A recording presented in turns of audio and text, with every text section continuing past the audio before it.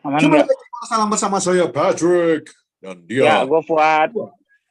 Ya, sementara Mana kau bang? ini Phoenix, hah? Mau kemana kau? Di rumah, di rumah. Oh, Saat lagi ini nonton NBA kau ya? sedang ketinggalan 3 bola dari Denver Nuggets. Emang kurang ajar nih Nikola Jokic ya. Sebel gue. Masih di quarter kedua. Masukin Lu menit ke bayangin sisa 6 menit center, lagi. lu bayangin Jokic itu Nah, center tinggi gitu bisa 3 point, Wak. gue pikirnya forward loh tadinya. Di center itu, cuma bisa 3 point, gue bayangkan. Lancar lagi 3 point. Oh, dia apa? Dia apa? Center, Center. center player. Oh, dia center player ya sih kalau gue Jokic itu ya. Iya. Cuman bisa dengan amannya main Ini kan? Ini 3 point. kan? Apa itu? Bukan Kan center itu, center. Oh, lontong. lambat kali otak kau. Enggak, aku terkesima sama iPhone baru kau. Lontong. Gitu. Iya dia bisa 3 point, emang kacau nih orang ya, sakit. Enggak, jadinya masalah kan. Kalau lu punya center.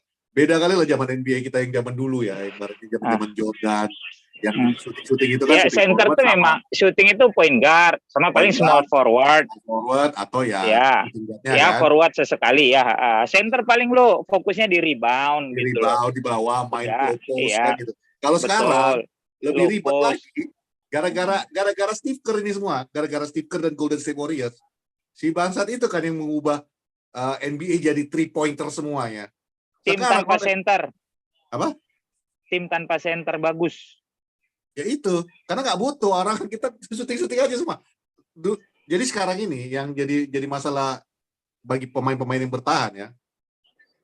Oke, mana mau? Kalau dulu kan gampang tuh. Ya udah untuk outer perimeter lo jaga itu aja, yang 3 biji itu aja kan. Ya. Siapa yang harus lu Sama satu small screening? forward itu Betul. kan. Di bawah main 2 orang kan gitu. Ya, Sesimpel itulah di itulah zaman adu kuat tuh.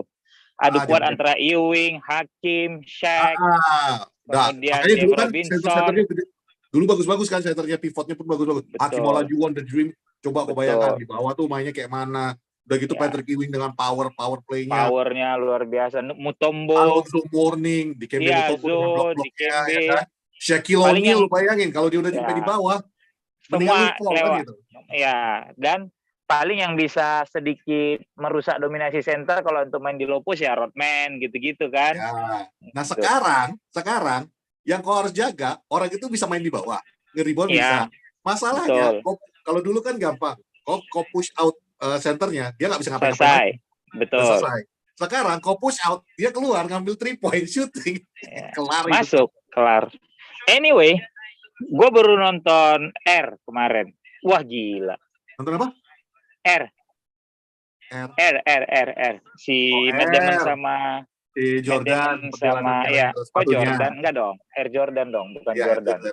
Tapi Matt Damon sama Ben Affleck sama Jason Bateman sama Chris Tucker ya, gila.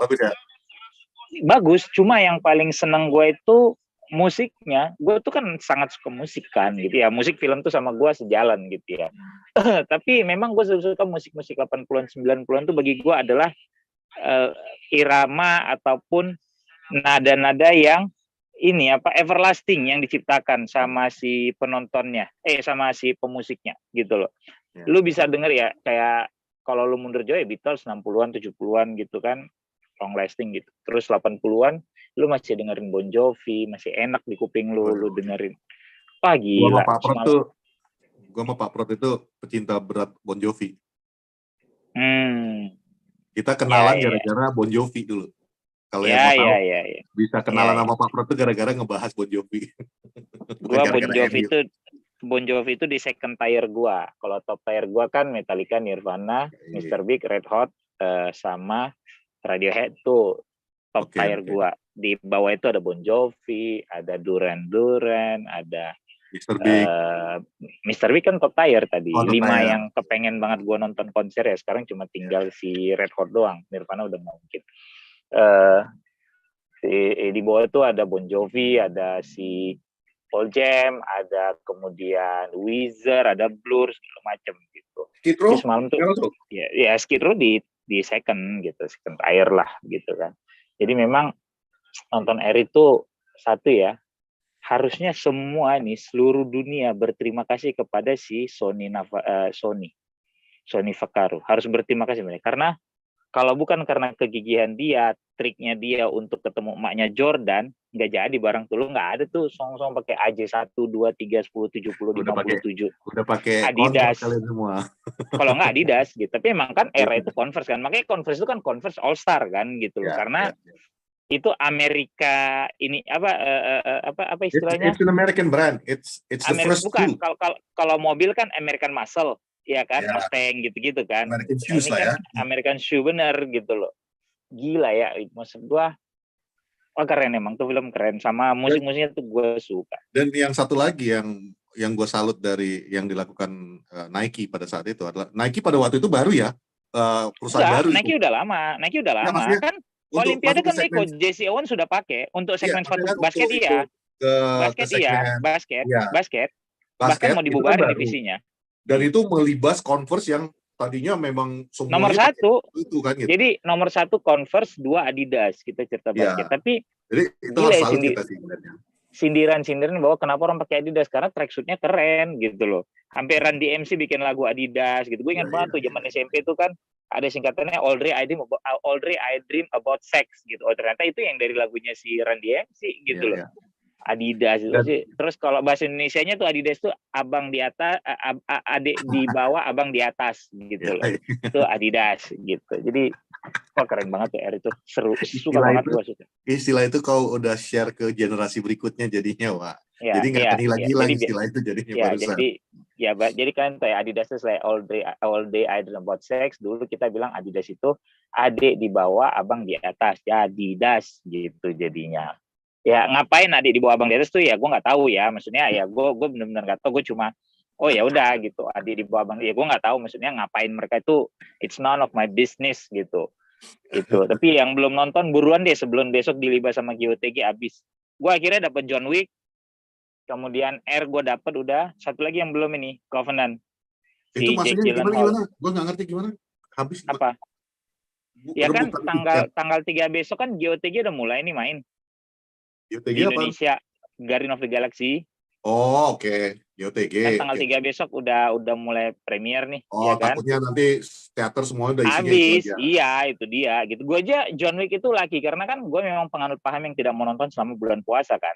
Jadi gue tahan-tahan tuh. Gue lihat uset si John Wick main, Air main, kemudian Covenant main, terus ada Mario Bros gitu ya. Gak ada yang gue tonton tuh satu pun. Sampai akhirnya pas lebaran ke-1 gue lihat anjing John Wick masih ada di Kelapa Gading. Udah gue sikat deh ke sana ke Gading deh gue pikir gitu kan. Gue mau nonton di John Wick. Niat gue tuh nonton lebaran hari Senin kalau gue nggak salah, Minggu gue lupa lah. Terus pas gue cek lagi, tiba-tiba banyak keluar men, ada di Kemang Village, ada di Gandaria City. Gue rasa mereka nge-grab market makhluk-makhluk kayak gue nih yang nonton puasa, nontonnya setelah Ramadan gitu. Pokoknya ada 6 apa 7 mall gitu yang muter. Akhirnya gue nonton di Campbell tuh John Wick kemarin. Kalau di sini yang lagi hype Mario. Iya masih ada, cuma gue udahlah gitu, lagi malas aja gue yang gitu-gitu, ntar keluar gue nonton di TV aja.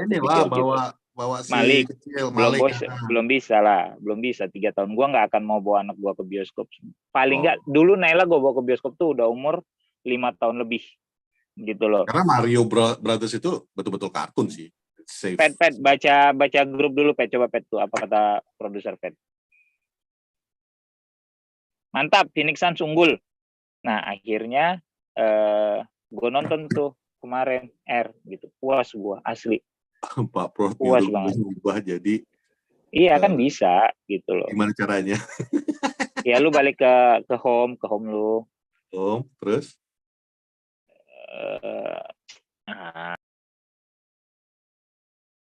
Ada ini aja lu balik kayak gitu. Ya sulit banget nih Patrick nih. Sulit emang gue kalau udah kayak ginian. Nggak ngerti gue. Lakukan ya. Soalnya jadinya jelek gitu loh, ubah ke gallery view itu ada karena kalau yang misalnya kayak gini ya ganti-gantian siapa yang ngomong gitu. Ya kalau boleh dipandu aja lah Pak Prot, kalau bisa dia nih PA nih Patrick, sayang soalnya gitu. Jadi gila kegigihannya si Sony itu. Ngomong aja dulu. Salut gua, salut. Dan di film itu yang bikin gua juga, wah emang Jordan nggak kelihatan mukanya sama sekali, Jordan muda nggak ada kelihatan, karena gue takut tuh pasti royalti juga kan, gitu loh, kalau kelihatan muka dia atau apa gitu kan, gitu. Jadi yang main keren-keren, terus ya gimana dia meyakinkan Michael Jordan untuk deal dengan Nike, walaupun saat itu dia udah sangat dekat sama Adidas gitu ya. Dan itu mengubah, kata Pak Pro kalau nggak bisa ya udah katanya. Dan itu mengubah bisnis sepatu jadinya gitu. Dan gimana pedenya ibunya untuk berani bilang, ya udah gue minta royalti deh. Dulu kan yang lazim dapat royalti paling pemusik kan, aktor gitu ya. Gitu, pemusik. Iya, dan lah, Jordan tuh rookie year, man. Itu baru tahun pertamanya. Tahun pertama itu 84 itu kan. Iya, gitu loh. Itu musim pertamanya Jordan. Jadi Nike itu betul-betul gambling. Kalau gambling misalnya lah, dia klub aja. Lu ngabis, ya sama kayak kata ya, sama kalau misalnya dia cedera aja selesai hidup lu gitu loh. Iya. Lu berani ngasih ke rookie budget lu untuk 3 orang, lu jadiin 1 plus deal royalti gitu. Wah itu gila. Jadi pokoknya kalau nggak salah pasar sepatunya itu Nike dapat setahun 3 juta. Begitu Jordan masuk sama mereka 162 juta. Anjir gila emang. Tapi luar biasa dia. Itulah gambling. Dan sekarang sih itu kan si Kevin Durant kan dapat lifetime kontrak sama Nike. Ya. Cuman ya itulah namanya gambling ya. Gambling itu ya you win some, you lose some. Oh iya.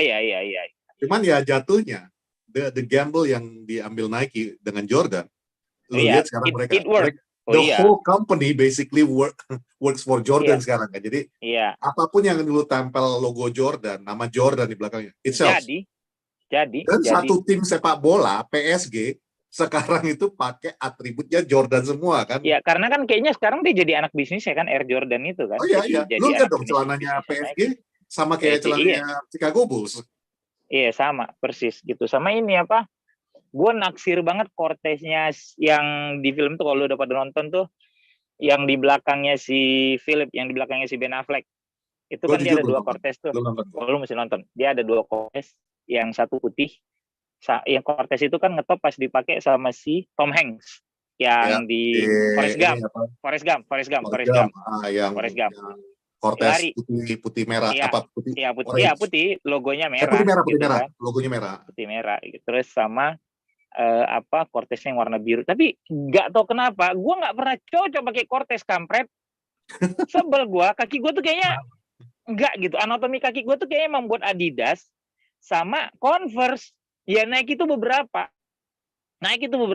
Gue tuh nggak pernah coba pakai Air Jordan. Jadi setiap gue mau dulu kepengen beli gitu, gue coba pakai gitu, kayaknya nggak pantas ya, udah nggak jadi beli gitu.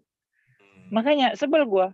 Nike gue tuh kan yang pendek-pendek gitu rata-rata, yang casual aja.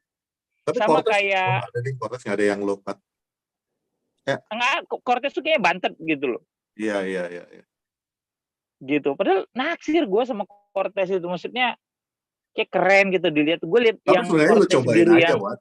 Lu cobain aja. Gue aja sebelum lu ngomongin si Patrick ini nggak tahu sepatu. Sejak itu kan aku nyobain semua sepatu. Dulu gue ngelihat yang pas waktu kamu mesen Nike Air, aku mikir, kok lucu kali lah ini, tebel kali bawahnya. Tebel soalnya, iya. Air Force One itu kan, soalnya tebel kali. Kupikir bakal nggak enak atau jelek apa cuma, ternyata begitu dipakai nyaman aja Pak. Tapi emang itu keunggulan Nike ya, pada saat dia bikin sole yang Air itu ya emang itu keunggulannya dia kan. Dulu orang bilang itu ada nyaman, ini Pak, udaranya. Emang iya supaya kaki lu nggak capek gitu loh. Tapi bagi gua sepatu paling nyaman saat ini Onitsuka, karena itu bener-bener tipis, terus apa ya, ngegrip bener di kaki gitu. Jadi kalau gue bilang kan Onitsuka banyak kan gitu, karena gue suka gitu ya. Onitsuka, terus Adidas, baru Converse. Nike itu keempat. Jadi kalau kalian nggak tahu, Fuad ini paling banyak sepatu yang kalau dia syuting itu kalau nggak Onitsuka ya Adidas. 2 itu aja yang selalu dipakai. Iya. Kalau gue ya jatuhnya sekarang gara-gara dia ya Nike semua ya. Gitu. Karena Converse gue udah jebol yang Monster, sebel banget gue udah jebol. 2 Converse, satu yang Dr. J yang pendek, satu lagi yang Monster tuh jebol, sebel banget gue.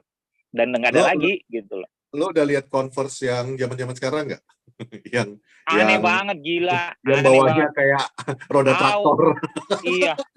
Tapi yang Converse LeBron itu kan bagus ya. Gue ditawarin tuh mau di endorse karena salah satu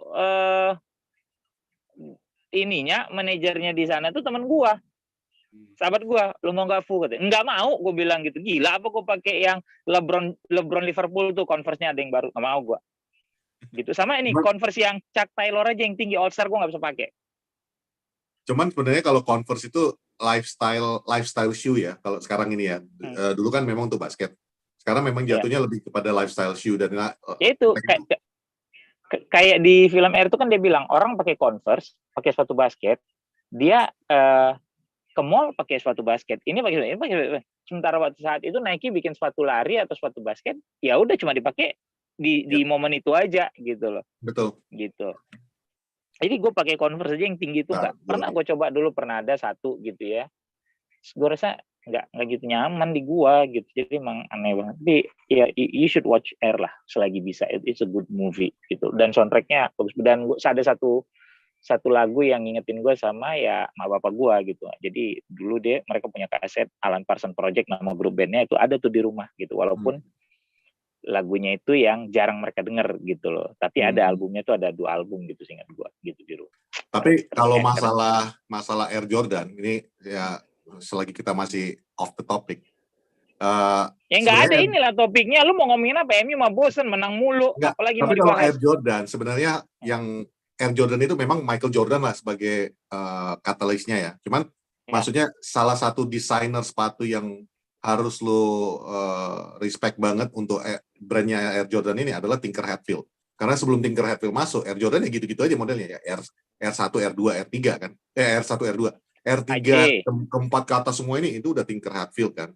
Dan kalau menurut gue sih itu ya bapaknya Air Jordan. Enggak lah, bapaknya Jordannya tetap si Pete lah yang pertama kali nyiptain. Ya secara desain menurut gue, karena kan sempat itu Jordan udah muak dengan desain-desainnya. Desain yang gitu-gitu aja. Gitu-gitu aja. Nah begitu Tinker Hatfield masuk, dibikin yang aneh-aneh, yang pada waktu itu juga agak-agak esentrik ya. Dulu gue inget banget, zaman-zaman gue masih SMA, masih main basket, kuliah. Begitu Jordan datang, gue itu selalu jijik ngeliatnya. Bentuknya aneh-aneh kali. Nyesel aku dulu gak beli yang zaman-zaman dulu. Coba kalau dibeli dulu. Sekarang harganya udah berapa kan gitu. Iya, gila investasi itu sepatu emang benar salah satu investasi itu. Nah, talking about gambling, you win some, you lose some gitu ya. Yang dilakukan Ten Hag kemarin gambling juga tuh mainin Maguire. Itu bukan gambling lagi, itu udah bodoh kalau bilang bikin jantungan fans. Suka kali kau ngerjain orang. Kau udah kayak ini ya, kau udah kayak apa ya? Kau udah kayak fans kardus ngatain pelatih bodoh ya, udah macam paten kali kok ya. Bukan ngelatihnya bodoh, cuma aku bilang suka kali ngerjain fans, aku bilang. Aku tahu dia jenius. Masalahnya, bisanya ini Wayan lah, orang ini kan nontonnya biar jantungan. Udah lama kalian nggak jantungan kan, masukkan Maguire dulu. Aku nggak ngerti lagi loh ya. Kalau dibilang, tadi juga sebelum kau datang, tadi aku sama Pak Prot sempat ngobrolin masalah Maguire ini juga kan. Menurut Pak Prot, biasa aja sih Pat, dia jelek juga enggak, bagus juga enggak, ya betul-betul kayak nggak ada aja. Iya enggak. Aku bilang sama Pak Prot kan, aku bilang sama dia, bukan masalah itunya, mungkin karena gue juga udah terlalu benci sama Maguire-nya ya.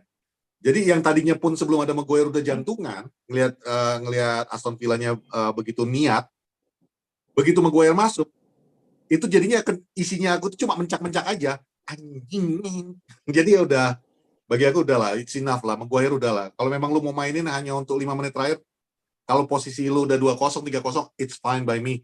Tapi kalau misalnya 1-0 kayak kemarin, apalagi pertandingan yang kayak kemarin yang ibaratnya Aston Villa juga is fighting untuk Eropa position, that is the biggest gamble yang dia lakukan musim ini kalau menurut aku. Ya, kok diam? Enggak, lagi baca WhatsApp gitu. Atau alkohol ya? Ya. Wine lokal buatan langsung di sini California. Iya.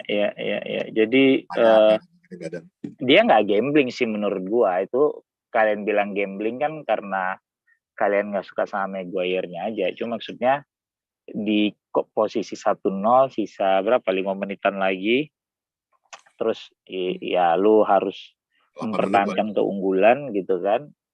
Ya 8 menit siapa yang mau lu masukin gitu loh. Ya lu cuma punya tinggal Maguire kan. Akhirnya kan bermain siapa?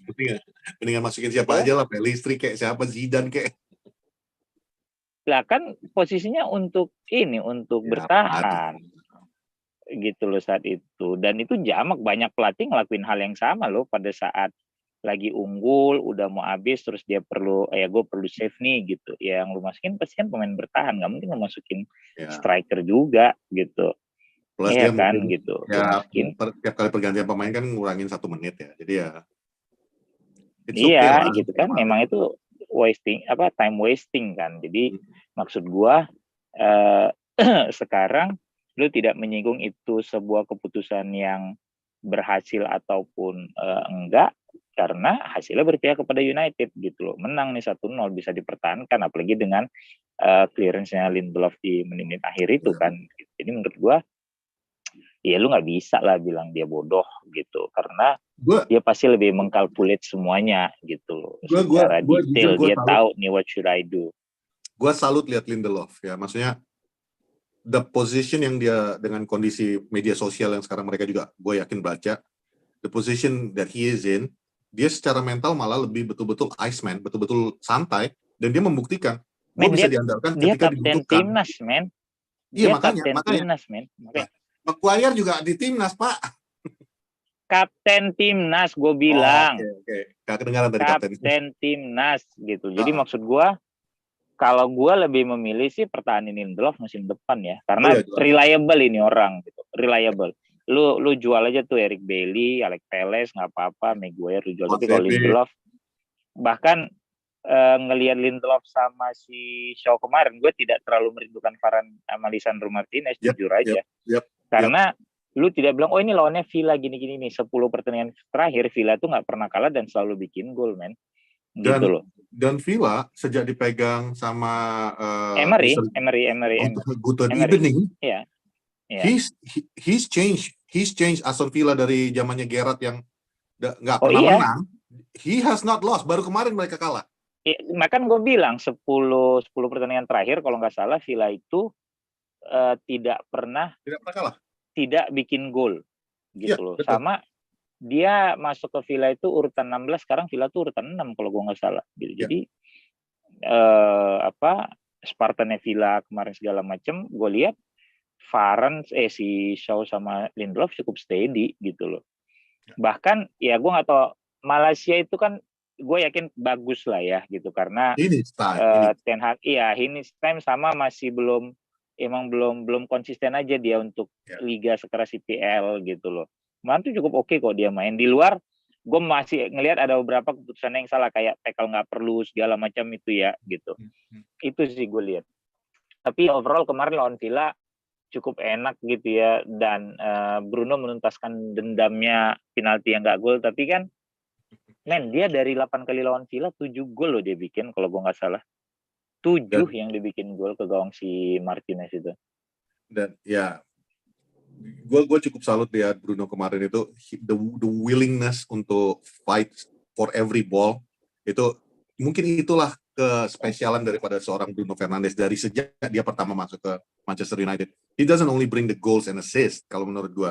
He brings the mentality. Tapi the mentality and spark. Gitu. He's a Spartan on the field. He plays with his heart, betul-betul. Gue kasih 200%, 300.000% yang gue punya. Whatever happens. Penting gue main full di situ. Yang gue lihat dari yang gue ambil dari Aston Villa kemarin adalah gimana seorang kombinasi daripada mental ya, bukan dari skill lagi. Skill kita nggak usah ragukan yang gue sebut ini. Rashford, Bruno, Dalot dan Shaw, they gave everything out there. Dan menurut gue, these are the key players yang kemarin di lawan Aston Villa itu. They played the very essential role. Lu lihat yang Rashford kemarin, he could have just tried anything else. Cuman ya, I'll pass the ball. Dan Bruno, itu if you put that to any other place, belum tentu dikejar seperti itu. Bruno chase after that. Kalau Rashford bukan umpan lah, emang dia shooting lah, cuma ditepis sama Martinez. Maksudnya Iya, dia syuting intention ditepis. niatnya itu udah betul-betul. Dan Bruno tuh kalau lu lihat dia ngejarnya dari mana tuh bola untuk bisa sliding untuk bikin gol tuh. Man, this guy is more than just a goal and assist. His passion is what is important here. Ya. Sama kembalinya Casemiro yang kita ya kembalinya si Casemiro yang kita kenal kemarin. Martinez kaget nggak itu ditendang sama Casemiro dari luar gawang. Dipasing tiba-tiba ditendang, kaget nggak tuh Martinez tiba-tiba jatuh. Ya. Jadi menurut gua Casemiro juga kembali menjadi pemain kunci gitu ya. Eriksen yang gua sayangin tuh babak kedua passingnya bisa kayak gitu sih, sayang banget itu. Yang dapat bola dari si yang dicuri sama Sabitzer kalau nggak salah, yang dia udah bawa kotak tuh ada di tengah tuh ada Sabitzer, ada Rashford, ada siapa gitu, satu lagi passingnya nyangkut tuh, gue ya Allah nyangkut. Tapi memang ya gitu, United bikin jantungan di babak kedua gitu ya. Baik lagi yang gue sorotin kemarin, Malaysia main oke, Dalot ya udah mulai konsisten gitu kan, tapi ya terutama duel Lindelof sama Shaw tuh bikin gue kemarin ya udah oke, saat ini tanpa Varane sama Lisandro nggak apa-apa lah, mereka cukup steady gitu loh. Itu sih kalau yang gue lihat. Yang salah satu yang gue sorot, mungkin karena gue suka banget sama ini pemain, Jadon Sancho. This boy, gue nggak ngerti what's going on in his head. Ketika diomelin sama Bruno tuh terlihat banget dia itu bilang stop moaning, dan itu kayaknya dia itu yang udah nahan banget, dongkol, dilepasin ke Bruno, stop moaning nih. Yang tapi gue ngerti karena kenapa emang Bruno salah posisinya. Iya, makanya gue ngerti kenapa Bruno moaning, karena contoh yang paling fatal menurut gue yang it was a big opportunity adalah ketika dia yang lawan Ashley Young, dia dapat bola menang di babak pertama itu. Dia dapat bola, dia menang lawan Young. Kalau dia, sampai komentator juga bilang, if he only lifts his head up, kalau dia cuma ngelihat aja ke depan, Sabitzer itu udah lepas untuk dipassing aja. Yang ada yang masih ditahan lagi sama dia, masih dimain-mainin sama ngelawan Young, akhirnya you lose that chance. Dan gue ngerti kenapa seorang Bruno Fernandes kayaknya frustasi ngelihat seorang Jadon Sancho. Dan gue ngerti juga kenapa Sancho itu kesel gitu loh. He has things in his mind sekarang ini. Makanya gue bilang, mungkin kemarin itu belum cukup kali ya, belum selesai kali terapinya. Healingnya. You need a little bit more time gitu loh. Karena kalau skill wise, gue percaya sama Jadon Sancho. The thing is, if you're not right in the mind, you can't do anything. Nggak bisa. Nggak bisa. Jadi itu sih memang gue lucu banget ya, karena memang posisi dia itu, itu udah bola enak buat counter loh, masih. Terus passing lu nyangkut tuh, aduh ampun. Terus Bruno, gue kosong udah gitu loh. Orang komentar bilang Bruno has space gitu kan. Terus lu babak kedua juga ada kayak gitu yang counter attack tuh. Betul. Tangtung, ya Allah, lama banget dia passingnya, udahlah. Jadi I think he's done kali ya gitu, maksud gue. He's not done, man. Kalau menurut gue asal ini kan udah mau selesai nih musim ini. Di off season ini Erik ten Hag needs to focus on him. Maksudnya dalam arti fokus on his recovery, betul-betul recovery. Dan mengingat dia teman baik sama Rashford, I think these two can work it out. Dan mudah-mudahan banget musim depan he can do something. If he can't do nothing, again, he has to go. Karena mau namanya gue suka kayak manapun sama Jadon Sancho, mungkin dia kasusnya sama kayak Maguire sih, kalau gue bilang. The price tag is too big. Itu yang udah gue bilang kan.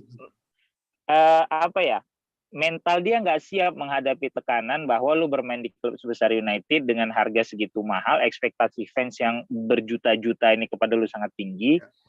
Lu nggak sanggup menghadapi tekanan itu gitu loh. Dan tiba-tiba lu masuk yang dibeli harganya lebih murah, lebih bisa perform gitu loh. Lu setiap mau masuk ke lapangan pasti anjing, gue main nih hari ini, gue mesti bisa muasin penonton nih, gue mesti bisa muasin rekan setim gue nih, gue mesti bisa main bagus nih, gini. Akhirnya fokus lu cuma ke situ aja. You cannot enjoy the game gitu loh. Once you cannot enjoy the game, ya udah selesai. Gitu loh. Itu kalau gue bilang gitu. Sama kayak Maguire main di timnas ya bagus mainnya, bisa kok, oke deh. Karena gak ada beban itu, gak ada beban 80 gak ada beban harga gak ada gitu. Gue harus memuaskan, gue gak kapten. Iya, yang penting pelatih gue percaya sama gue. Ini lu udah dipercaya pelatih juga ngaco juga lu gitu. Itu sih kalau menurut gue. Dan gue jadi teringat kemarin yang interview Rojo keluar, gue juga jadi gede juga sama orang ya.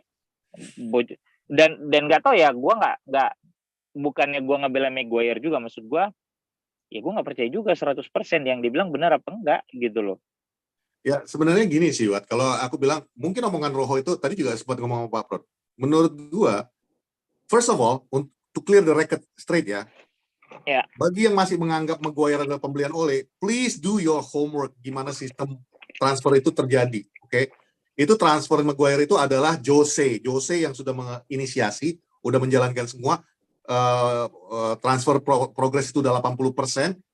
Jose dipecat di Desember, masuk oleh Gunnar Solskjaer, ya udah dibeli Maguire-nya ya. Jadi bukan pembeliannya Ole, tapi pembeliannya Jose Mourinho. Dan ingat, Ole waktu pertama masuk tidak boleh belanja siapa, nggak boleh belanja sama sekali lah. Dia caretaker waktu masuk pertama kan. Nah jadi ketika si siapa namanya tadi jadi lupa gue namanya, Roho mengatakan yang dikatakan, gue agak percaya sih, Wat. Kenapa? Karena he was one of the center back sebelum ada Maguire kan. Dan kata-kata yang seperti you either put me in or sell me, itu yang bagi gue yang bisa gue percaya. Karena Maguire was not, mungkin di latihan was not giving the impression bahwa lu worth the money dari awal. Iya, tapi maksud gue gini, kan Ole bilang gue nggak bisa cadangin Maguire karena dia dibeli terlalu mahal gitu. Gue sih nggak percaya di situ. Kalau itu sih gue nggak terlalu percaya ya soal itunya. Iya. Yang gue percaya adalah you put me in or you sell me. Itu ya. Karena beberapa pemain kan bisa begitu, ketemu pelatih ya, lu punya rencana apa nih sama gue bisa main nggak? Kalau nggak ya udah mendingan lu jual gue, dan itu jamak gitu loh. Cuma pada saat dia bilang oh enggak gini ini, it's like put the blame on. Tapi ya dia juga sempat dikasih kepercayaan beberapa kali juga blunder juga masalahnya kan gitu loh. Ya jadi, salah satunya itu di FA Cup yang kita menang besar itu kan tetap aja banyak blunder yang dilakukan dia. Iya gitu. Jadi maksud gue ini sekarang memang paling gampang nyari atensi ya dari United gitu, apapun itu. Gitu. Nggak makan masih tetap kok. Ya itu sih. Jadi ada tim yang bantai juga nggak dibahas. Chelsea sampai sekarang kayak gitu-gitu aja, nggak ada yang sampai. Gitu aja nggak ada. Arsenal jatuh juga nggak ada tuh, dibahas-bahas orang lagi udah selesai hilang gitu. Akhirnya udah nggak mimpin lagi bang ya, udah nggak di atas lagi ya. Aduh. Ada hilang, fansnya udah macam. Kalau udah nggak di atas nggak bisa santai lagi dong. Nggak ada yang minta sama gue update klasemen dong bang, udah nggak ada lagi gitu loh. Gue sih nggak peduli mau City repeat kayak musim ini jadinya, bodo amat lah, emang hidup begitu kok, mau diapain lagi. Udah nggak ada harapan lagi sih, udah pasti repeat sih kalau gue bilang. Udah nggak ada itu. Kalau sekarang ya nggak ada lebih baik ini karena nggak ada, emang dua-dua setan aja gitu. Maksud gua emang lu mau siapapun yang juara sebagai fans United, dan United sebagai tim juga pasti akan diledekin orang-orang, udah selesai gitu. Jadi ya lu terima nasib aja gitu. Cuma bagi gua berkurang orang-orang songong gitu, itu aja. Yang nggak ada lagi nih yang songong sosokan mau juara, oh kita pawai nanti apa Mertua gimana macam gitu kan. Mertua aman tuh kemarin aman, cuma gue nggak tahu juga, semalam kan gue ke rumah mertua gitu ya. Dia mau nonton yang Arsenal Women kan main tuh semifinal Champions League kalau gue nggak salah. Semalam ngobrol sama gue malam, terus tadi pagi gue lihat skornya kalah pula lagi Arsenal Women kan sama Wolfsburg. Kalau gue kan ampun, udahlah ya gitu. Sama yang lagi hangat. Nggak, kalau sorry masih di Arsenal ini gue masih gue sih nggak, gue bukan mau mematikan harapan tuh lah ya, fans Arsenal yang nonton Poros ini. Tapi it's over, benar-benar it's over. Karena if you win all your games dan City win all their games, City still wins it. Masalahnya yang dihadapin Arsenal sekarang ini kan bukan yang tim-tim kecil. Newcastle masih ngejar top 4, ya kan? Nottingham Forest masih berusaha untuk nggak degradasi, relegated. Terus satu lagi Chelsea, mau sejelek apapun formnya mereka, ini adalah North London Derby. Bukan North London Derby, ini adalah London Derby. Udah. Sementara City yang dihadapinya, ya udah tinggal tim-tim yang di tengah, yang I win, I lose, I don't really care anymore. The season is over. Gue mengharapkan untuk musim baru memulai. It's over, man. Dan kalau untuk treble, ini balik lagi ke MU.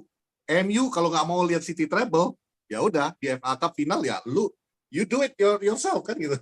You stop them. Makanya gue bilang kan sebenarnya nasib City untuk treble ditentukan oleh United gitu loh. Yep. Kalau lu mau fight ya udah lu fight kan gitu. Kalau enggak ya selesai juga ini gitu. Tapi nggak tahu, maksud gue ya United sama Madrid lah. Ya Arsenal tuh masih ada harapan sedikit menurut gue, karena si Kevin De Bruyne cedera nih. So what, Kevin De man? Bruyne cedera. They have a Men, robot. ngaruh, men. Dia bikin 27 assist, men, total musim ini gitu. Maksud gua ngaruh gitu loh. Arsenal masih ketemu Chelsea besok dini hari. Newcastle hari Minggu away. Brighton gitu. home. Brighton, man. Home. That's not an easy game. Brighton home sama habis sudah. Terakhir itu dia Forest terakhir. Enggak, dia terakhir Wolves 28 Mei. Dia masih ada lawan Wolves home. Ada. Arsenal kan 5 partai lagi, kan dia udah 3-3. Arsenal kan 3-3, kurang 5. Kurang 5 ya itu tadi Chelsea, kemudian Chelsea, Newcastle, kemudian Wolves kata lu.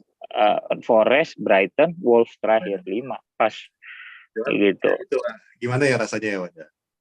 Kalau gue bilang itu lebih sakit lagi sih. Mendingan kayak waktu zaman kita yang kejar-kejaran, kita kejarnya dari 2, nggak dapet, nggak kekejar lagi, habis bensin, udah nggak kekejar kan gitu. Tapi posisi 2 terus waktu zaman yang terakhir yang di Ole itu kan. Daripada lu satu musim 32 game, lu di atas mimpi terus. Sisa 6 game lu harus bye-bye, itu lebih PHP-nya lebih sakit. Belum bye sih menurut gua, belum bye. Masih ada secara matematika masih ada lah gitu. City belum juara. Kalau Arsenal menang semua kan 15 poin dia itu sekarang poin dia bisa dapat 90 poin. City itu cuma butuh 15 poin lagi. 15 poin itu ya 5 kemenangan gitu. 15 poin itu dari 6 game. Ya sama aja lah, tipis-tipis gitu kan. Kalau gue gini deh, di Poros Salang nih ya, Pak Fran nanti dibikin aja. Nih Poros Salang bagi-bagi OVO. Kalau sampai Arsenal juara, tiba-tiba juara, gue bagi-bagi untuk 5 orang 100.000 masing-masing di OVO atau di Gojeknya dia. Oke? Kalau Arsenal juara. Dari Patrick gitu ya. Terus terkait ini, Pat, ownership. Nah, this is a matter yang betul-betul bagi gue lebih penting daripada apapun result musim ini ya. Karena it's really annoying. Dan di sini pun fans MU yang di Amerika pun udah ngibarin bendera. Kemarin gue lihat di Twitter akunnya yang United LA, mereka nobar pun udah pasang bendera Glazers out. Dan itu udah frontal banget ya dengan demo yang diadakan di Manchester langsung sampai menutup jalan. Masalahnya, the problem is Glazers know what he has. Okay, they know they have a cow yang akan selalu memproduksi susu yang akan terus membuat mereka kaya, mereka stabil. Makanya yang di tengah-tengah tiba-tiba mereka mengubah part ownership, jadi jual cuma sebagian aja. Itu kan Sheikh langsung menolak kan. Sheikh menolak dan sekarang udah 3-3-nya Sir Ratcliffe sama Qatari sudah memasukkan bid ketiga dan terakhir. Dan itu udah sampai mengangkat 5 billion, which is itu udah lebih daripada yang lu ever invested in the club.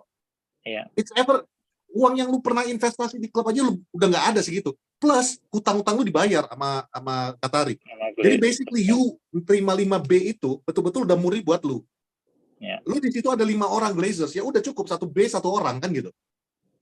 So what else are you looking for? Dan tapi menurut gua it's hard, man. It's hard. Ini orang-orang manusia-manusia tamak yang nggak punya otak dan nggak punya muka. Bodoh amat. Lu mau ngapainin gue juga nggak bisa lu apa-apain. The club is going to be like what I want it to be gitu. Mudah-mudahan harapan gue sih bakal terjual. Cuman it's very unlikely. Kalau menurut gue this deal will kalau terjual lebih berat ke Jim Ratcliffe sekarang. Ya, Jim karena gini, bukan dengan ketamakannya si Glazers, kalau lu jual putus sama Qatari udah selesai kan? Ya masing-masing dapat $1 miliar kan gitu kan? Kalau nggak salah kan 1 miliar kan billion gitu loh. 1 billion dolar apa pound ya? Gue lupa. Pokoknya itulah gitu kan. Euro. Pound kan 1 miliar pound tuh satu orang dapat. Udah selesai nih urusan mereka. Tapi kalau misalnya mereka jual ke Jim Ratcliffe, mereka masih punya 20% saham. Yep. 20% saham selagi itu masih dimiliki sama Ratcliffe selama selama dia di situ dan itu terus gitu, misalnya 10 tahun deh revenue MU selalu naik gitu sekarang gitu ya, nggak rugi segala macam bla bla bla. Ya mereka mesti dapat duit yang mungkin menurut mereka valuasinya bisa lebih dari 1 miliar. Ya gitu. itulah Itu kekuatan daripada kekuatan itu bargaining Ratcliffe ya itu sekarang tinggal itu. The thing is, gua lu sama gua kan sama nih posisinya. Kita sama-sama pengen Jim Ratcliffe yang mendapatkannya.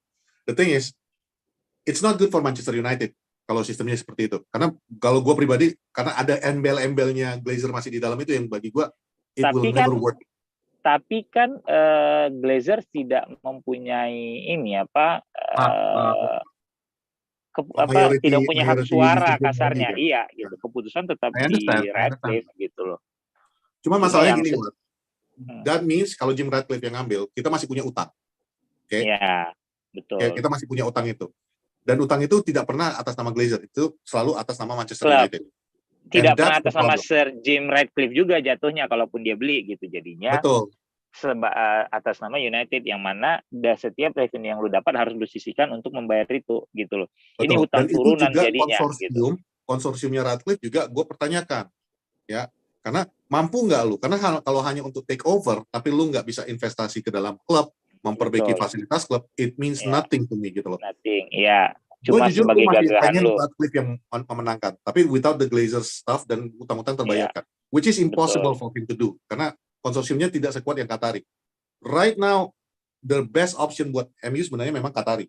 Ya untuk MU ya, kita ngomong untuk MU. Untuk MU, Qatari memang opsi terbaik karena satu, utang klub dibereskan, lunas gitu loh.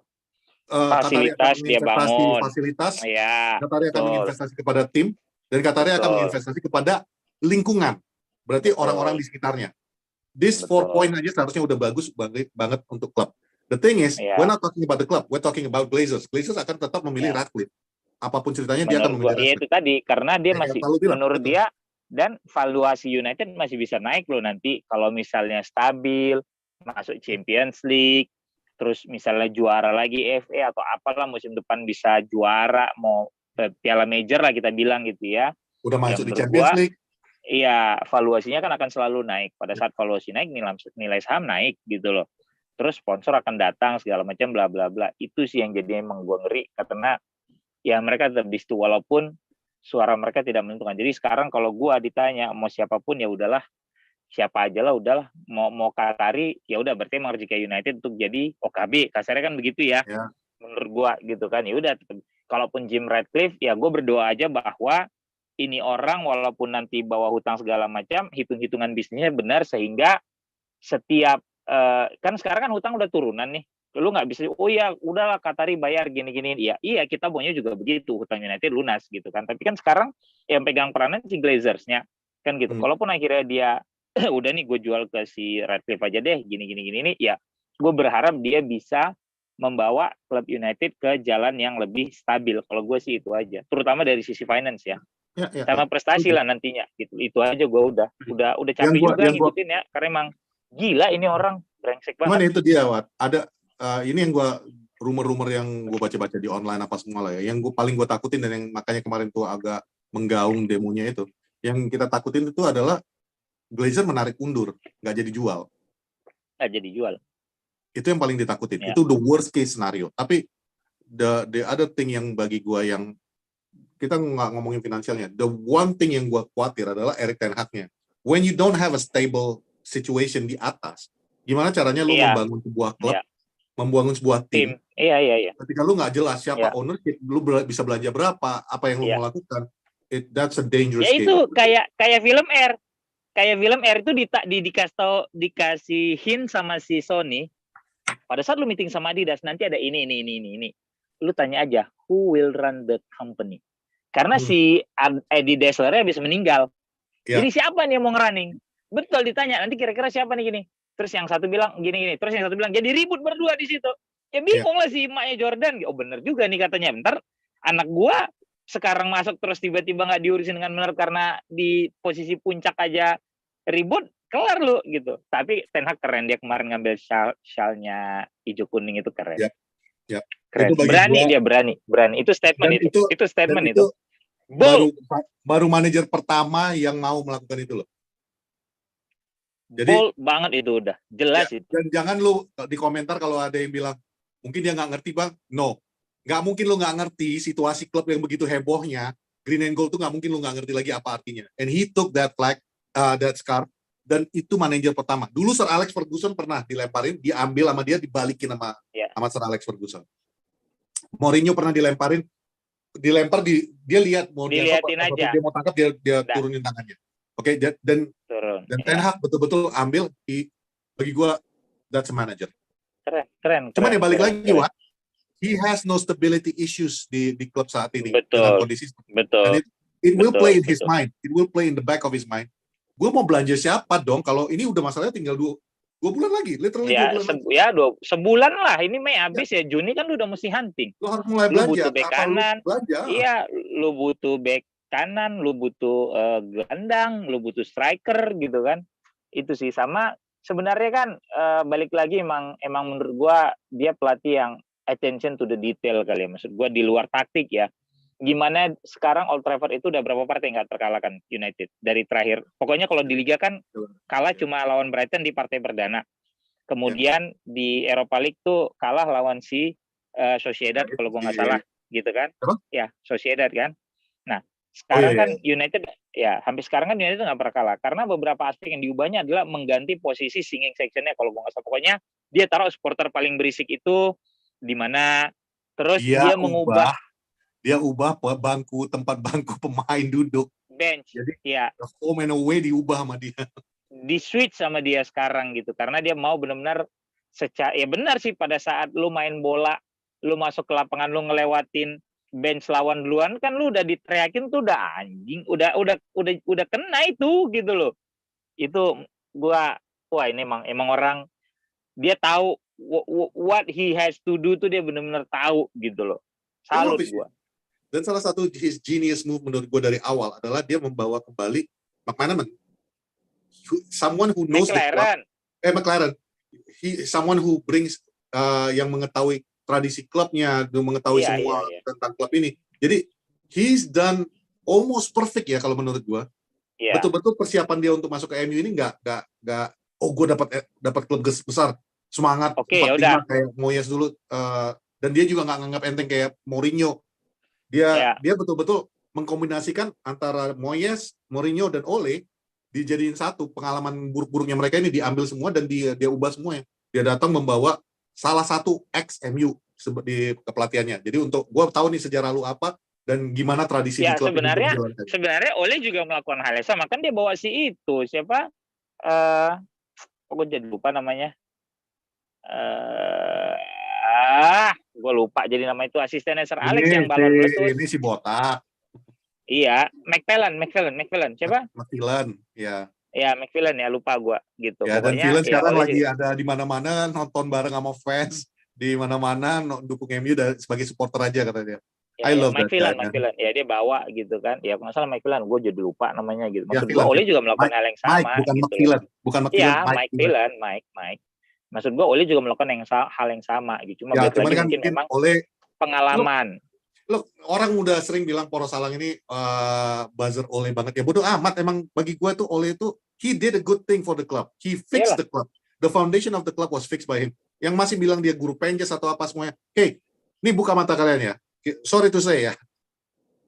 McKenna almost 100 poin di 99 poin di Ipswich. 99 poin dan 99 gol. A very attacking club dan calon-calon promosi ke Championship. Michael Carrick calon promosi ke Premier League. He brought a club yang tadinya mau degradasi sekarang menjadi tim yang calon 17 apa dulu? Iya, Middlesbrough. Jadi the quality is there. Kalau orang bertanya dan zamannya Ole, sorry to say ya, I still think he was one of the best yang kita miliki ya. Mungkin dia secara piala dia nggak dapat apa-apa, and it's bad for him dalam arti itu karena fans kita ini banyakan kardus.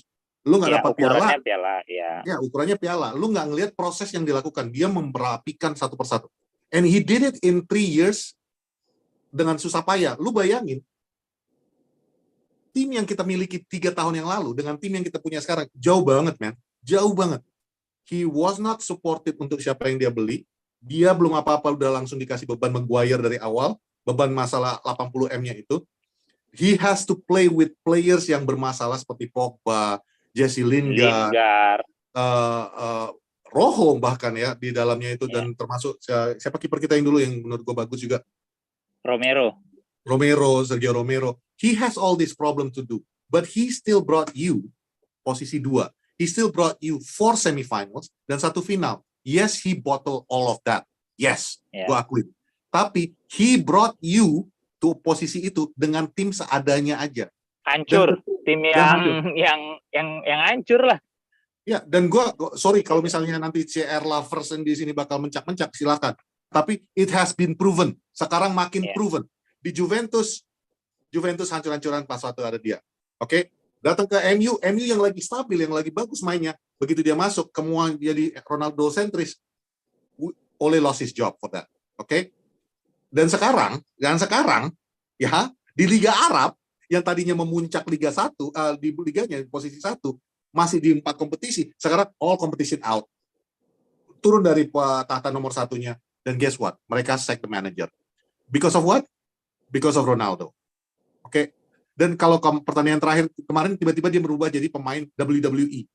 Nggak ada angin, nggak ada apa-apa, tiba-tiba dia kejar orang, dia slam down dengan orangnya. Jadi, so, come on. Let's just be realistic here. Gue memang dari dulu nggak suka Cristiano Ronaldo. Dari zaman Sir Alex Ferguson ya, baru-baru ini aja. Tapi I love him as a Manchester United legend. Okay, let's put that thing clear first. Tapi was he good for United at that time? Maybe not. Yeah. Cuman karena memang waktu itu kembali lagi kepada egonya Sir Alex Ferguson, egonya kita sebagai fans, egonya Manchester United. Daripada dia pindah ke City, mendingan dia ke United. Dan ternyata itu keputusan yang salah gitu. Ya udah, selesai. Pada saat itu kita nggak tahu. Jadi ya. Iya kan kita nggak pernah tahu. Menjustifikasi, tapi that is the reality of it. Ya udah, sama kayak gue bilang pergantian pemain, lu bisa bilang gagal karena kayak kemarin kebobolan 2, kemarin lu bilang aman ya, akhirnya tetap bisa pertahankan keunggulan ya, selesai gitu. Kita nggak pernah tahu gitu. Hidup ini kan memang kayak you just throw the dice, you have no idea what number will show up gitu loh. Jadi Ten Hag menurut gua di musim pertama ini cukup oke gitu ya. Cuma masalahnya sekarang lawan Brighton besok ini United itu lawan tim 9 besar ya. Mereka itu udah main 7 kali. Kebobolan 26 gol, men. Iya. Lawan paling banyak kontribusinya Liverpool, lontong. Enggak, City. Jadi gini ya, lawan Brighton, lawan Brentford 4. Ya. Brentford 4, Villa 3 udah 7. City 6, 13. Liverpool 7, 20. Dari 4 doang nih baru. Newcastle 3, 23. Oke. Villa 3, 26. Sama Spurs 28. Dari 7 kali main nih, 7 kali main, lu cuma seri lawan Spurs doang nih away-nya. Sisanya nih lu kalah. Gimana lu nggak jantungan nih Jumat dini hari besok lawan Brighton? Ngelihat mereka kemarin habis ngebantai apa? 6-0 tuh apa? Wolves ya? Apa sih yang kemarin kalah 6-0 sama? Iya, gue lupa. Gimana nggak ngeri loh lawan Brighton? Brighton habis bikin 6 gol. Welbeck bikin 2 gol lagi anjrit. Itu yang bikin defisit golnya gila-gilaan 28 gol, men. 28 gol cuma dari 7 klub. Iya. 28 gol dari 7 klub. Yet De Gea still manage more clean sheet than any other goalkeeper in the Premier League. Unbelievable, man. Ini gue nggak bisa. Musim yang ajaib, musim yang aneh banget, betul-betul. Anomali banget, gila lu. 28 gol cuma dari 7 tim. 28 gol. Dan bagi yang kemarin pas waktu lawan siapa tuh yang kita blunder, yang mengatakan De Gea udah saatnya dijual karena udah terlalu tua, ya eat your heart out, man. Gue juga nggak suka De Gea pada pertandingan itu ya. Gue nggak suka, tapi gue nggak sampai se ekstrim jual. Jangan dibiasakan lah mindset pemain main jelek satu pertandingan. Jual. Macem lu aja yang punya saham di situ, kalau ya balik lagi ke statement kita di awal-awal poros yang kita diserang sama kelompok gak jelas waktu itu. Kebiasaan main di FM, main di game, jadi lu nganggap lu lebih pintar daripada manajer kan gitu. Yang bilang Erik Ten Hag amatir, idiot, bodoh, aduh ampun lah udah. Ini lawan Brighton gue ngeri sih, Pet. Ngeri gue. Oh, ngeri. udah pasti, Pak. Udah pasti. Dan this is ngeri gue. Yang kayak episode kemarin kan gue bilang, kita menang lawan Newcastle di League Cup, dibantai di Premier League, balas dendamnya. Dan kemarin kita ngalahin mereka di FA Cup. Ini calon-calon ini pembalasan dendamnya mereka. Masalahnya kan Liverpool itu masih ada 5 kali main lagi. Kalau dia menang semua, total dia dapat poin itu 71. So, untuk mengamankan posisi 4 bagi United sekarang 63. Lu butuh 9 poin. 3 kemenangan dari 6 partai tersisa lu. 3 kemenangan yang lu butuh. Lu butuh 9 poin to secure gitu. Salah satunya, sementara lu tuh masih main lawan Brighton away, West Ham away, Wolves home, Bournemouth away, Chelsea home, sama terakhir itu gila pusing gua. 9 poin men lu butuh men. Terakhir lu Fulham. Ya mungkin bisa lu dapat 9 tuh dari Chelsea Fulham sama Bournemouth gitu loh. Sama Bournemouth udah aman tuh. Ya, aman tuh. Cuma kan ya janganlah lu besok bikin sakit perut. Kalau lu bisa gitu. Ya, kalau lu bisa steal yang 3 poinnya di Brighton besok tuh itu akan bonus buat lu. Nah, itu akan lebih gampang karena secara matematis itu tadi Liverpool punya sisa pertandingan dengan poin maksimum 15. Poin dia sekarang itu 66 tambah 15 dia akan dapat 71 gitu ya. 56 poinnya sekarang 71 poin. United butuh 9 poin, United 63. Gua nggak mau ngitung Newcastle ya karena itu urusan Newcastle, tapi bagi United untuk secure dia butuh 9 poin gitu. Itu sih ngeri lawan Brighton, ngeri. Kemarin tuh mereka menang anjir men 6-0 gitu ya, lawan apa sih? Gua sampai lupa. Kalau Villa sih orang bilang oh ya, tapi kan Villa posisinya di atas. Men, Brighton tuh masih punya 7 partai. Dia masih bisa meraup 21 poin maksimal. 21 poin maksimal. Barusan kepikiran sama gue, Wat. Gue jadi pertanyaan. Gue belum lagi malas ke Google nih. Lu tahu nggak nanti sistemnya gimana? Kita kan udah menang League Cup ya. Ya. Kalau kita secure FA Cup itu kan udah otomatis European. Udah pasti ya. League Cup juga sebenarnya kan udah otomatis untuk yang WL-nya kan. Nah, jadi kalau misalnya kita menang double cup-nya ini jadi gimana dong? Kalau double cup maksudnya double cup. Kalau misalnya kita menang FA Cup dan League Cup, tapi ujung-ujungnya kita posisi 5 lah, 5 atau 6. Ini FA Cup kan kita udah automatic security untuk Champions League. Oh ya enggak, ya memang enggak lah. Kok FA Cup Champions League gila apa lu? Ya, mana ada hubungannya? Enggak lah. Enggak pernah ada juara FA Cup ke Champions League. Emang enggak ya? Ini yang bikin kok dimaki-maki orang. Enggak, gua tidak ada. Yang dulu Liverpool posisi. Oh iya, Liverpool juara Champions pas waktu di Everton ini posisi 4 ya. Gua lupa. Karena itu Liverpool juara Champions League 2005.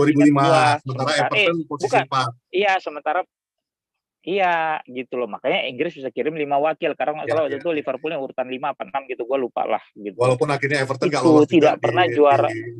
Iya, di kualifikasi awal udah kalah gitu. Tidak pernah ada juara FA Cup itu lolos ke Champions League.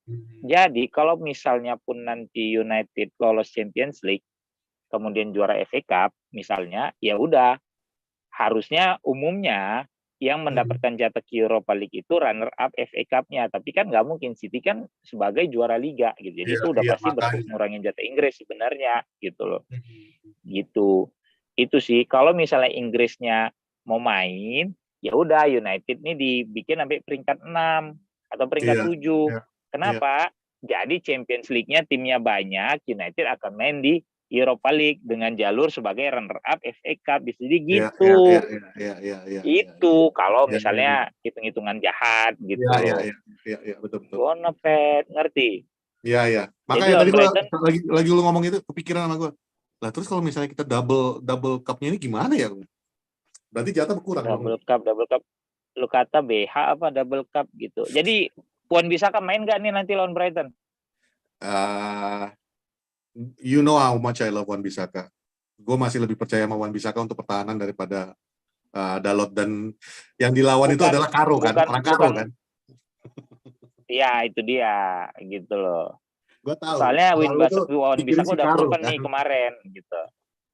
Nah, jadi bek kanan nanti Wan Bissaka, kirinya Malaysia apa Dalot? Malaysia. Karena di tengah lu masih Malaysia. butuh Shaw kan? Ya, nggak mau Dalot di kiri. Kemarin kan waktu final FA Cup yang di kiri. Nah, let's put it like this. Call it naif. Cuman gue sih butuh Malaysia untuk betul-betul. You can't be consistent if you don't play every week. As simple as that. Dan kalau Dalot tuh sebenarnya posisi dia itu kanan. Dan dia udah konsisten untuk di kanan sebenarnya. Cuman dalam hal ini, di spesifik game. Kiri kan dia di Porto kan juga main di kiri. Ya, nggak maksudnya untuk di MU kan dia udah di plot di kanan nih maksud gue. Tapi untuk spesifik game yang ini, because you're going to meet somebody yang betul-betul student of the game, yang dia nggak cuman karena punya skill aja, tapi dia betul-betul mempelajari gimana cara ngegocek orang, ya gue butuh orang yang betul-betul bisa memalang lu gitu loh. Dan menurut gue tuh Wan-Bissaka. Jadi sit down dulu untuk Dalot, kiri gue kasih ke Malaysia. Gue nggak tahu kenapa ya, I love his intensity. Mau namanya dia sering bikin kesalahan, tapi gue seneng yang namanya intensitasnya dia itu loh. Betul-betul yang betul-betul gue teringat Patrick Vieira yang nyolot-nyolot nggak punya otak kadang-kadang gitu loh. Ngeyel lah. Dan menurut gue yang 4 yang belakang itu ya AWB, Lindelof, Shaw, dan Malaysia. Kalau gue sih Dalot. Gue taruh di kiri. Oke. Gelandang Casemiro, ya, Eriksen sama Bruno lagi. Itu nggak ada perubahan. Tapi di hati kecil gue masih kepengen Sabitzer sih dibandingin Eriksen. Eriksen tuh kayaknya mulai kecapean. Karena dia masih pakai ring kan di jantungnya kalau gue nggak salah. Bukan gitu. bukan Sabitzer masih. Tuh bagus. Akan gitu selalu bang. Masih ya, pakai ya. Akan selalu ya. Gitu gue lupa gitu. Kalau gue mungkin ya udah gue kasih Sabitzer, Casemiro, Bruno, Rashford di kiri, Weghorst striker, Anthony di kanan. Malah Weghorst yang di depan. Lu perlu duel sama Lewis Dunk gitu-gitu, Pet. Itu backnya gede-gede, Pet. Iya sih, benar. Apalagi Lewis Dunk juga tipikal back Inggris zaman 80-an 90-an ya. Yang tinggi besar. Gitu. Iya, duel gitu. Kalau gue sih lebih milih Weghorst ya. Weghorst, Rashford di kiri, Anthony di kanan. Itu sih tim United kalau lawan. Plus Weghorst plusnya dari dia adalah he's a typical player yang akan mengejar sampai ke midfield juga kan. He's a defensive. Iya, nah itu dia gitu. Ya, karena kalau lu taruh Sancho lagi di kiri, lu kayak kekurangan orang nanti jadinya gitu karena ya somehow dia terlalu sering ngedelay jadinya gitu loh. Anthony juga sering ngedelay, cuma kemampuan bertahannya Anthony sih jauh lebih bagus daripada Sancho gitu. Dan itu lu butuhin gitu loh. Sama gue nggak tahu si Garnacho udah bisa main apa belum ya. Dia udah mulai latihan apalagi dia bisa kontrak baru kan. You can play him if you want. Cuman itu resiko man. Karena ya paling 2 minggu lagi lah ya. Kasih 2 minggu aja. And you're not in a hurry. Maksudnya balik lagi. Yes, Brighton game is important buat kita. Kalau bisa kita secure all 3 points. Tapi it's not that important sampai lu ngeris your potential future player. It's not worth the gamble kalau menurut gua. Ya, jadi istirahat dulu lah ya kalau si Garnacho dan balik lagi kayak lu bilang, Brighton itu backnya itu semua itu fighter, dude. Itu nggak ada yang ibaratnya Brighton. Nggak ada yang nggak ada back cere-cere, nggak ada. Iya, nggak ada yang namanya digasak lu gaya-gayaan ke gua bawa main dribble di kotak gua hajar lu kan gitu. Plus lu harus ingat Karo ini efek dia. If you ask me, one player yang gue pengen lihat berpakaian MU musim depan adalah si Karo. Kenapa? Itu mah. Ya, not because of lagi hype atau lagi diomongin orang. The guy is basically studying the game. Dan menurut gue itu sebuah advantage banget. Kalau ada pemain lu yang memang mau belajar dari permainan, he's going to be a great player for you dan juga akan pengaruhnya itu kepada tim itu gede. Dia bisa mengajarkan ilmu-ilmunya juga kepada tim-timnya dia kan. Gue yakin Brighton gets that from the plus manajernya juga sama kan, student of the game juga. It's a bad combination kalau berdua. Ngeri. Brighton nih ngeri. Gue sih agak-agak ngeri, tapi apalagi ngelihat rekor United musim ini terhadap di laga away dan 9 besar gitu ya. Itu ngeri gua. Padahal 2 tahun yang lalu kita one of the best team away ya. Iya. Sekarang mah kebalikannya, tapi ya udahlah, nggak apa ya, satu-satu lah diberesin kan gitu. Okay. Itu aja ya. Sehat-sehat di sana, bokap juga. Amin. Lawan Brighton kita nggak ada nobar. Ya, lawan Brighton kita nggak ada nobar karena jamnya jam 1 malam. Oke. Di Senin dini hari. Jadi kita melupakan nobar dulu untuk Kita saat nobar ini. di Twitter lah berarti ya. Mungkin. Ya paling. Atau ya kita bikin nobar aja Spurs lawan Palace. Terserah kalian bang. Terserah kalian. Lisensi udah ada, pakai bang. Gitu. Antara Spurs Palace atau Liverpool Brentford kali, fansnya Liverpool mau ya silakan kontak gua. Kalau bikin nobar kita bikin, nggak ada masalah. Ini gue mau share perasaan gue sama warga dan ini ya. Bertahun-tahun dulu di komunitas gue kan sempat jadi ketua eventnya United Indonesia dulu ya. Bertahun-tahun ngurusin event nobar dulu. Ngurusnya itu ibaratnya ya udah kita adakan nobar, udah pasti nih komunitas pasti datang kan gitu. Itu nggak usah pakai usaha. Jadi there was no burden di situ. Baru tahun inilah bersama Poros Salang yang ibaratnya harus keluarin cuan sendiri untuk beli lisensi. Yang ibaratnya the passion untuk mengadakan nobar itu ada gitu. Oh my god, this was the feeling gitu. Gak tahu kok kan. That's what we call business. Yeah. Sing gak lu. Terima kasih untuk warga Pers yang selalu hadir di nobar. Yes. Haikal luar biasa Regan. Gila. Kau harus kasih kaos lah. Bikin kaos. Siapa? Tapi bukan kaos yang udah ada. Bikin kaos untuk orang itu. Warga Poros. Warga Poros Teladan. Enggak, warga Poros Teladan. Ntar gue bikin, tenang aja ya. Sabar. Ntar gue bikin warga Poros Teladan. Ntar gue bikin kaosnya. Akhir musim nanti gue akan kasih ke siapa gitu. Tenang aja. Boleh, idenya boleh. Sekali lagi terima kasih untuk yang menobar dan minggu ini kita libur dulu. Karena itu tadi jam 1, terus Senin dini hari pula kan. Kalau 11:30 gue masih oke, tapi jam 1 udahlah nggak usah kita nonton di rumah aja. Gue yakin kalau lu bilang sekarang. Udah, kita nggak ada nobar, tapi yang mau nonton di rumah gue yakin Haikal datang tuh. Jangan. Ya tapi benar kalau misalnya ada fans kayak Liverpool, City gitu atau Arsenal mau nobar ya mau. Kemarin udah sempat ada anak Arsenal tuh ada sempat ngubungin ya enggak, Arsenal juga sempat ada ngubungin kan, dari Arsenal juga sempat ada ngubungin ke Twin House nanya gini begitu kita jualnya segini, Mas nggak bisa kurang ya kere. Masa naik Mas nggak bisa kurang gitu katanya ke Twin House. Ya standar kita masih gitu sob gitu loh. Dan kami nggak perlu banyak orang yang datang, cukup yang kayak kemarin tuh itu udah aman tuh bagi kita gitu, udah senang, udah happy dekat semuanya, tegor jadi kenal gitu. Itu konsepnya, intimate nobar judulnya gitu. Itu aja. Gue Fuad, gue Patrick, have a good week ahead ya, selamat menikmati macet lagi yang udah di Jakarta, semoga macetnya nggak parah-parah banget, amin, bye. Hai guys.